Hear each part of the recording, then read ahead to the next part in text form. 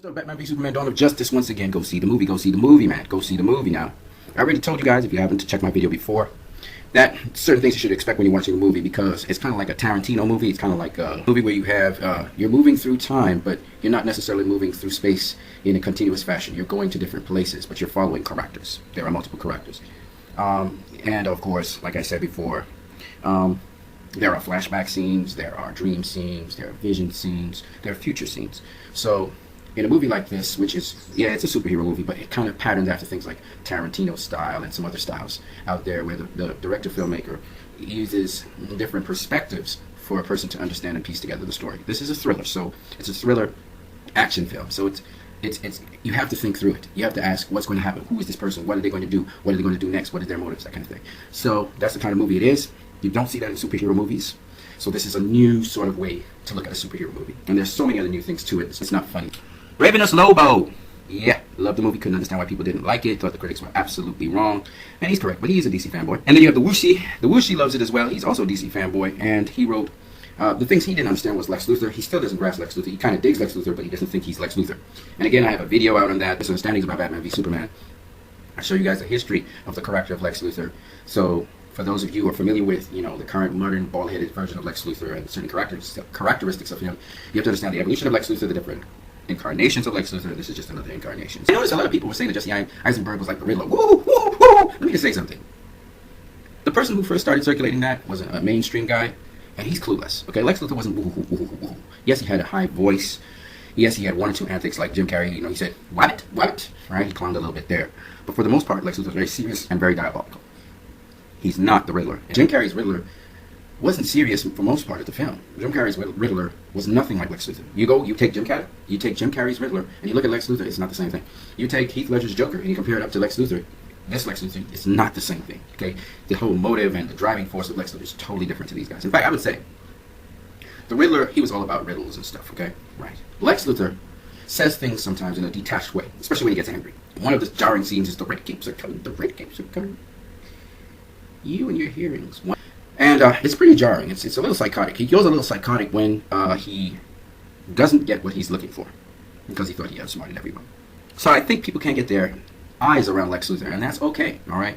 Let me just say that Lex Luthor is a complex character, and I had to watch him. I did not like Lex Luthor in my first viewing, and you were supposed not to like Lex Luthor, okay? The second time, he was less off-putting when I watched, and then I started to see the brilliance of him. Of course, after a certain scene in the film, we realized he was brilliant, okay? On watching this film for 7 times, damn straight brilliant. Lex Luthor is brilliant. This is not the Joker. This is not the Riddler, okay? This is Lex Luthor. The kind of foresight that Lex Luthor had to be able to do those kinds of moves, no Joker and no Riddler has ever done it. Yeah, the Joker puts Batman and he put Harvey Dent into some moral dilemmas, but nothing on the level of Lex Luthor. I mean, puppet master, baby. Puppet master. I would say it this way. All roads lead to Lex Luthor. I'm not just talking about in this film, but in future films, all roads lead to Lex Luthor. Hear me out on that. He's still alive. I thought he would have been killed. I was hoping he'd die, but he didn't die. All roads lead to Lex Luthor. You guys don't even understand what I'm saying. When you watch the film, you'll understand. So, go watch this movie, okay? There's a lot of things I want to say about this movie. All right, let me put it this way. I was watching a video, and the video was saying how there's no way the critics were paid off by Disney. They use Marvel Studios. There's no way. Why would Marvel Studios do that? Let me put it to you guys this way. Never make absolute statements. Never make them. That's the first thing.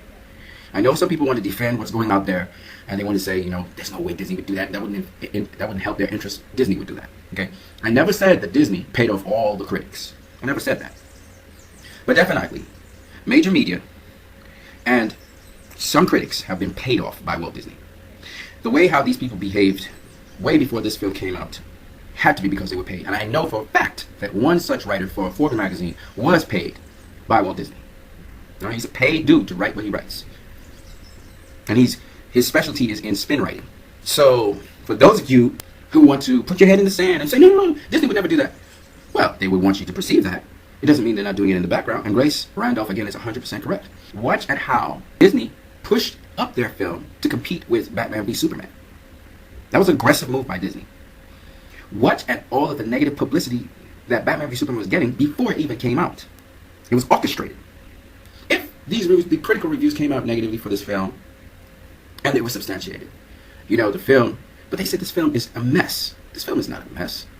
And the critics know this because you watch at how the critics, some critics who never suggested that people don't go and watch a film, now they get out of their critical hat and they're telling people not to watch this film. I even watched a video with a gentleman advising people not to watch this film because it sets a precedent for other films that people shouldn't go and see. And the other guy saying the film is not that bad, first of all. And second of all, the things that you say, it's all over the place. It's not all over the place. It's just that the storytelling style of doing things is one in which you think it's all over the place. And you're not willing to adjust your thinking. So, I believe, yes, this film had a lot. It has a lot. It not only had, but it has a lot of stuff in it. But if I put people under the acid test and I said, okay, this film is a mess. Why? Show me. And every time they show me a point, I can counterpoint them and they can't answer me. Then it means, one, they went into this film biased and they were planning to pick it apart. And two, they're not interested in letting the story tell its story. So they went in with clouded judgment. And there's only two ways somebody goes in with clouded judgment. The first way is if they already had a bias towards the film. And the second way is if they're paid. These are professional people. And to get them to write something so negative and so strong against a film, knowing that they've never written like that against any film, and to see them commenting negatively about the film even before it came out, tells me they were paid off. That's obvious. And that's where Grace Randolph is right. So, it's obvious that they were trying to sink this film to promote another film, and it's going to backfire on them majorly. Like I said, all of these big reviews and all these critical claims for this follow-up film, I know there's going to be a backlash. And I feel sorry about that.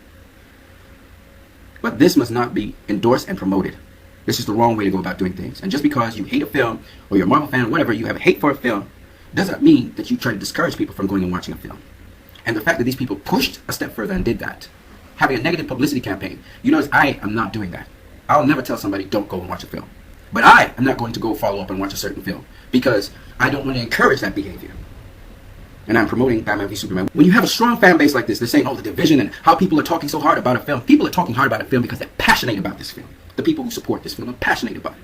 You may have succeeded against Fantastic Four, but you're not going to succeed against this film. In any way, shape, or form. And the fans will see to it that it doesn't happen. Some of the people, like sheep, saying, oh, he'll only make $900 million. No, it won't. No, it won't. And it also has people going into the cinema and watching it and saying, oh, this film wasn't that bad, like the critics were saying. A lot of people are saying that. And they don't want to cover that. They don't want to cover it in their articles. I listen to all these people. Oh, it could have been a better film. Suggest it. Let me hear how it could have been a better film. Oh, it was 3-4 films in one. Really? Really? Now, the points you can make is, yes, this film was packed with stuff. Absolutely. Is that a bad thing? When has that become a bad thing?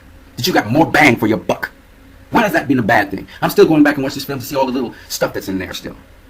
When has that ever been a bad thing? All the money pumped into all those media outlets. Because we know it's money that did this. All the actors hired on YouTube. They just opened up accounts to bash this film.